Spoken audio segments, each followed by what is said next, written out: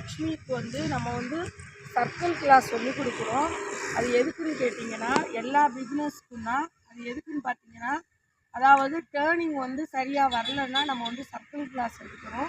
அடுத்து வந்து எட்டு போடுறதுக்கு முன்னாடி இந்த சர்க்கிள் கிளாஸ் வந்து எடுக்கணும். இது எதுக்குன்னு பார்த்தீங்கன்னா, காலை ஊண்டாமல் திருப்புறதுக்கும் ஸ்லோ ரேஸில் டேர்ன் பண்ணுறதுக்கும் தான் இந்த ப்ராக்டிஸ் வந்து நம்ம வந்து கொடுக்குறோம்.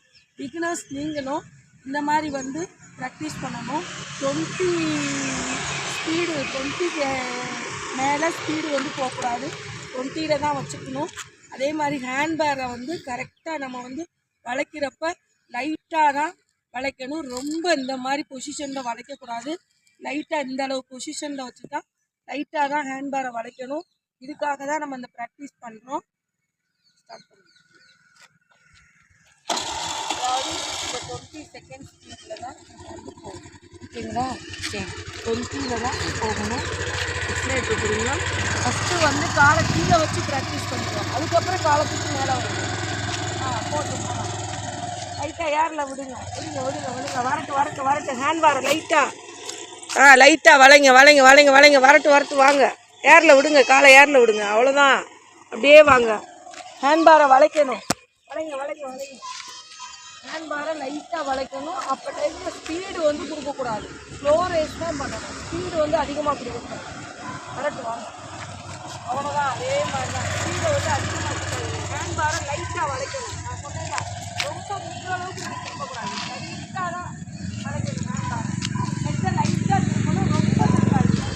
லைட்டாக அது வளைக்கிறப்ப லைட்டாக வளைச்சாதான் உங்களுக்கு வந்து வளையும். நேராக பிடிச்சிட்டிங்கன்னா நேராக தான் வளைக்கணும். லைட்டாக திருப்பணும்.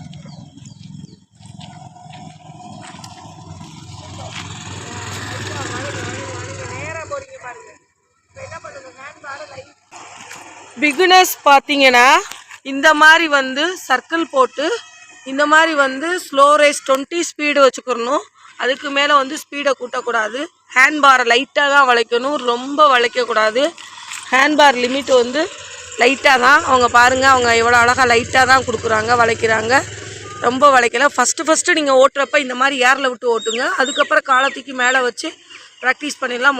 ஏரில் விட்டு ஓட்டணும்.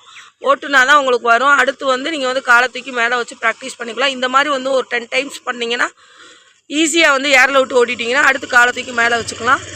தப்பு இல்லை. இந்த மாதிரி தான் ஓட்டணும். பிகினர்ஸ் நீங்களும் வந்து 8 போடுறதுக்கு முன்னாடி இந்த மாதிரி சர்க்கிள் கிளாஸ் போடுங்க.